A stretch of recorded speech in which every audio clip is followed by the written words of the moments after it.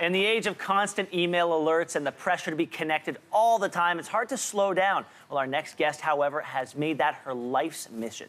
Brooke Mcalary shares those ideas. See, we just talked about it. Brooke Mcalary shares those ideas in the pages of her new book, Slow. Brooke, welcome. Thank you so much for being here. Thank you for having me.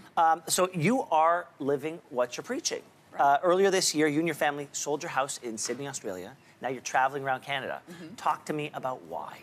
Oh, well, years ago, I was living the exact opposite of slow and simple and mindful. My life was frantic, it was overwhelming, I was filled with anxiety, and then I was diagnosed with depression after our second baby was born.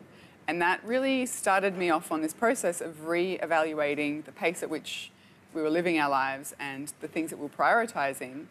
And that's been a kind of a gradual process of letting go of stuff, letting go of ownership, letting go of stress and busyness over the last few years. And it culminated in us selling our house. And talk to me about getting to that point, though, because right. I can understand somebody having a traumatic experience and being diagnosed with something like as serious as depression, saying, I've got to make some changes in my life.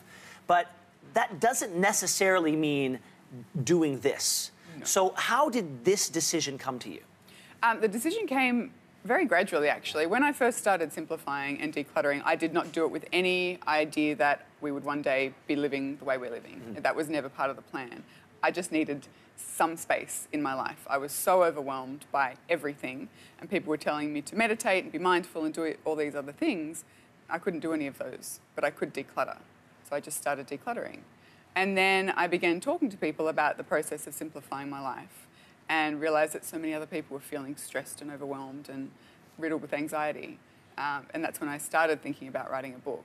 And it took me a number of years, but I got there. There's decluttering, and everyone has a junk drawer that they need to go through. But there's decluttering, and then there is selling your house and moving. Right. So are they one and the same to you? Are they they're part of the same journey?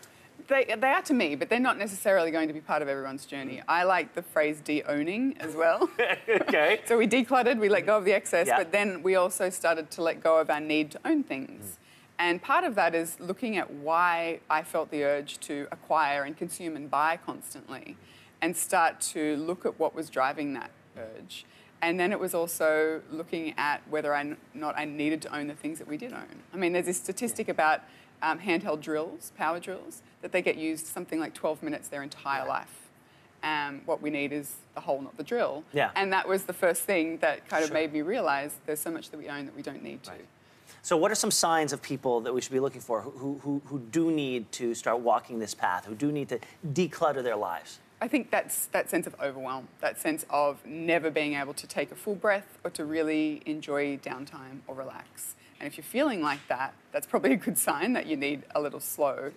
And I think if you're looking too much at how to do it, the best thing to do is focus on why you want to do it. Really ask yourself, what do I stand to gain by letting go of the excess in my life? Now, social media plays a part in your life. And when I first read that, I thought, well, how does that work? Because everything I read about social media is that it's an all-consuming thing, that it crowds out other things in our lives to take up a place that it probably doesn't deserve. Right. So how do you reconcile social media in a life of somebody who has decluttered?